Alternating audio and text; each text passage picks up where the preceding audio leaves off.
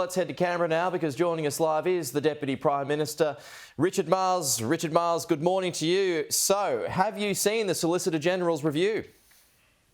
I've not seen the Solicitor General's review, but I understand that we'll be getting that advice later today. But I think there's a real question now for the opposition about how, whatever the legal result is here, what is the political consequence for the actions that Scott Morrison took? And what's really clear is that you've got enormous division within the opposition at the moment between the Leader of the Opposition, who seems to think it's all okay, Karen Andrews, who thinks that Scott Morrison should resign from Parliament. The Liberals actually need to work out what their view is here. There are reports this morning that some of your colleagues have referred to it as a scathing verdict against Scott Morrison. Have you seen anything to suggest that as well? Well, again, I haven't seen it. Okay. I mean, whatever the legal advice is, there's no question that this is an appalling conduct on the part of the former Prime Minister. I mean, he treated, firstly, the Australian people with utter contempt by keeping all of this secret. He treated his colleagues with complete contempt. But what he's done is undermined the cabinet process, which is at the heart of the Westminster system, and that surely is not okay. And really, the question now is what's Peter Dutton's attitude towards this? Is he okay with this? Does he think governments can run this way? Okay, well, he's already said that Scott Morrison made the wrong call. He said that last week. But if Scott Morrison hasn't, but what's the political consequence? I mean, that's the real question here, and there's a real division in the part of the opposition about what to do with that. Okay, well, if Scott Morrison hasn't broken any laws, though, which the Prime Minister has already said, should a broad review be a priority for you when there are so many other issues that are affecting people's lives at the moment? Oh, I think it's really important that we understand what has happened here, because this goes to the heart of the Westminster system of government. We need to make sure that we are in that we learn from this and that this doesn't happen again. And I think there is a very live question for Peter Dutton about what should be the appropriate political consequence for a person who has completely undermined the Westminster system of government. And right now, it seems that Peter Dutton is saying it's all fine by him. He's rung up, said he's sorry, and that's okay. Well, I don't think that cuts it in terms of the degree to which Scott Morrison has actually undermined the Westminster system of government here. Okay. As for the Governor-General, how would or should a review consider the current or the future Governor-General's role? Well, I think ultimately this is really about the decisions that the Prime Minister took. It is the Prime Minister, as in the former Prime Minister, it was the decisions that Scott Morrison took which give rise to the situation here. And the question, I mean, we need to look at the legality of this, obviously, but whatever the legality of this is, the political consequence of this should be severe, because what Scott Morrison has done is undermined the Westminster system of government, and in the process, he has treated the Australian people with complete contempt. When you say that the consequence should be severe, what do you mean by that?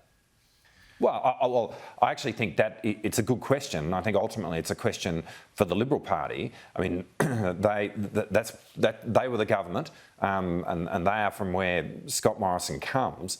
But to treat the Australian people with contempt in the way that he did, just keeping Australians in the dark, treating his own colleagues with contempt and treating the cabinet with contempt, surely that comes with a significant and a severe political consequence. And I'm really interested to see from the Liberal Party, from the opposition, about what they think that is appropriate to be. Okay, the New South Wales Treasurer yesterday warned of a $300,000 worker shortage within 4 years. Today, your state of Victoria is warning of a 400,000 worker shortage within 3 years. I mean, you can open up the floodgates, can't you, Richard? But is there any guarantee that people will come? Well, I mean, if you're referring to immigration, I think we do want to see immigration levels get back to the normal state after the pandemic. But really, what we face right now is a skills crisis. And that's the lesson that we have to learn from the pandemic, from having had the experience of the borders closed, that we just haven't been training enough of our own people, and that is a function of the money that was cut out of our skills system, out of TAFE, over the last 9 years of the former government. What we want to do is reinvest in skills. Free TAFE for those studying in areas of skills shortage, 20,000 new university places. But not for a moment do we think we've got all the answers here, which is, of course, why we want to have the Skills Summit. The former government... It's going to be really important to getting a pathway forward here. Yeah, now, visa processing has been described as a dog's breakfast at the moment, with wait times exceeding months and years on end even. The former government cut budget by almost $1 billion to visa processing and home affairs. Would you like that to be reinstated? Well, I think there are issues around the speed with which visas are processed, and as you rightly say, the cuts that we saw from the former government give an explanation around that. Look, I come back to what I said at the start. I think what we want to see is the level of immigration flows get back to where they were prior to the pandemic. It is obviously part of the solution. But really, the lesson that we have to learn from the pandemic is we're not training enough of our own people. And if we want to address a skills crisis, and that's fundamentally what we face, we've got to be reinvesting in skills. And as I say, we've got some of the answers around how we think that should be done. We don't have all of them, which is why we think the summit that is coming up in the next week is so important. OK, Prime Minister Albanese has said that the defence review into the Port of Darwin will eventually be made public. Your predecessor, Peter Dutton, had found there was no national security grounds to overturn the lease. Do you agree with him on that?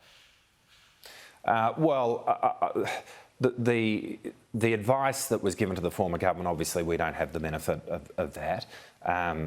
We're seeking our own advice here about what options exist for us, what risks are posed by the current leasing arrangements. And we'll make our decision at the end of that. We made very clear at the time. So that's still live. You could overturn it. Well, we made clear that we did not support the decision around the leasing of the Port of Darwin to a Chinese-owned company, to a Chinese government-owned company, I should say. And that was very clear at the time. We really want to understand the consequences of that now and what options exist. OK, Richard Marles, appreciate your time as always. We'll talk to you again soon.